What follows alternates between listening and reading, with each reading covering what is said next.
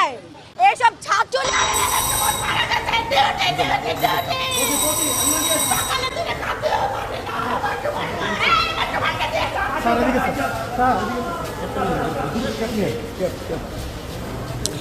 আজকের এই ভিডিওটা সারা বাংলাদেশের পুলিশ, বিজিবি, আনসার যারা আছেন বা সেনাবাহিনীর সদস্য, আইন শৃঙ্খলা বাহিনীর, তাদের জন্য একটু সবাই শেয়ার করে ছড়িয়ে দেন। ভিডিও শুরুতে আমরা যেই বোনের কান্না শুনছিলাম, তিনি হচ্ছেন আমাদের একজন পুলিশ কনস্টেবল সুমন কুমার ঘরামির স্ত্রী, যিনি কমিশনারের সামনে গোসায় ক্ষোভে জিদ্দে তিনি তার রাগ প্রকাশ করছিলেন।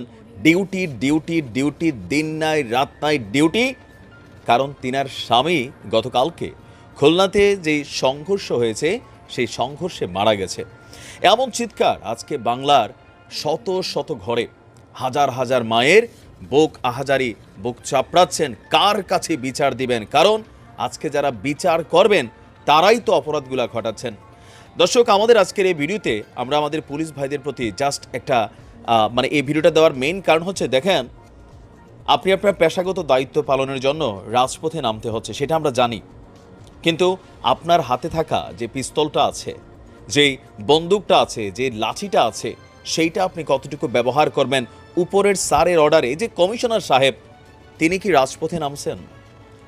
আমাদের এসপি সাহেব, তিনি কি রাজপথে নামবেন?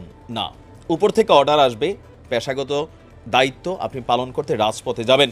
কিন্তু আপনি কোনো মায়ের বুক খালি করতে পারেন না, অন্যায়ভাবে এই লাঠিটা কার উপর উঠাইতে পারেন না। আজকে এই সুমন ঘরামির স্ত্রীর নমুনা দেখেন, এরকম হয়তো আর অনেকের ঘরে ঘরে আছে, কিন্তু এর থেকে বেশি আছে যেই সকল মায়েরা সন্তান হারিয়েছেন, যাদের সন্তান এই মুহূর্তে জেলে আছে, নাবালক থেকে শুরু করা সাবালক বাচ্চা। রাতের আধারে ঘরের মধ্যে ঠকঠক করে যাদেরকে ধরে নিয়ে যাচ্ছেন, পরিচয় ছাড়া, নাম ছাড়া তুলে নিয়ে যাচ্ছেন, একটা মামলার মধ্যে ফাঁসাই দিচ্ছেন। আজকে আমি বারবারই বলি, এই যে লড়াইটা, এটা শুরু হয়ে গেছে গরিব বনাম গরিবের মধ্যে।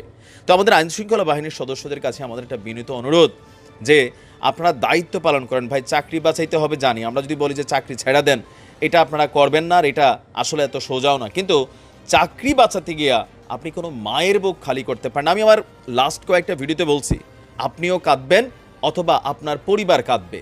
কারণ যখন কোনো জুলুম হয়, সেই জুলুমের রেজাল্ট আস্তে ধীরে আসে।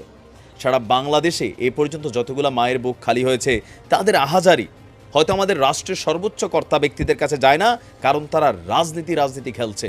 কিন্তু যেই সকল মায়েদের সন্তান দুনিয়া ছাড়া হয়ে গেল, উপরে যিনি আছেন, আপনি ভগবান ডাকেন, আল্লাহ ডাকেন, অথবা যে নামেই ডাকেন, তিনি কিন্তু শুনছেন। আজকে সারা বাংলাদেশে ইতিহাসে এতটা ঘৃণা, এতটা ক্ষোভ মানুষের আমাদের আইনশৃঙ্খলা বাহিনী, পুলিশের প্রতি কিন্তু আসে নাই।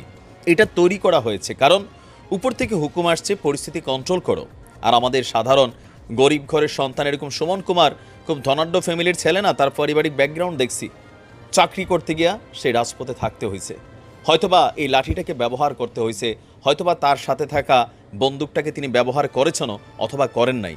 কিন্তু পরিস্থিতি যখন আসে, খারাপ হয়, তখন কিন্তু এটা সবাইকে পায়। আমরা আমাদের আইনশৃঙ্খলা বাহিনীর উদ্দেশ্যে জাস্ট এই ভিডিওটার মাধ্যমে একটা বার্তা দিতে চাইছি, জাস্ট একটু ইমেজিনেশন করেন, কোনো একটা দুর্ঘটনায় আজকেও বাংলাদেশে অনেক জায়গায় শত শত ছেলেরা আহত হয়েছে, পুলিশও আহত হয়েছে, আপনার জীবনটাও চলে যেতে পারে। আপনার পরিবার এরকম কমিশনের সামনে চিল্লাবে, কান্না করবে, একটা চেক পাবে, কিন্তু টাকা থেকে সকল কিছুর সমাধান হয়? আপনার স্ত্রী স্বামীর আদর কোথায় পাবে? এই যে সন্তানগুলো এতিম হয়েছে, শুধুমাত্র আপনাদের সন্তান না, আমাদের হাজার হাজার সন্তান আজকে এতিম হচ্ছে, পিতা থাকতেও এতিম হয়ে যাচ্ছে। কেন? একটা ফাও মামলা দিয়া, নাশকতার মামলা দিয়া, এটা সেটা দিয়া ঢুকাই দিচ্ছেন। ইতিহাস সাক্ষী, অন্যায় যে এক্সট্রিম লেভেলে করে, তার কিন্তু ক্ষমা হয় না। উপরে একজন আছেন ভাই, পেশাগত দায়িত্ব পালন করেন, কিন্তু আপনি কোনো মায়ের বুক খালি করার চিন্তা করেন না। আপনার বুক আল্লাহ খালি করবে, নয়তো আপনি যার প্রিয়জন তার বুক আল্লাহ খালি করবে। আমরা চাই না আন্দোলন হচ্ছে, ছাত্রদেরকে আন্দোলন করতে দেন। আপনারা খামাখা বাধারাদা দিয়া এই ছাত্রদের সাথে সংঘর্ষে জড়ায়েন না, তাদের গায়েও হাত তুলেন না, আবার তাদেরও আঘাতের শিকার আপনারা হইেন না। কারণ এই যে স্রোত একটু এস্টিমেট করেন, মানুষের সেন্টিমেন্ট যখন মাথায় উঠা যায়, সেটা অন্যদিকে মোড় নিবে। ভয়ঙ্কর একটা পরিণতি হয়ে যাবে, আমি আজ করতে পারতেছি। ভালো থাকুন। আসসালামু আলাইকুম।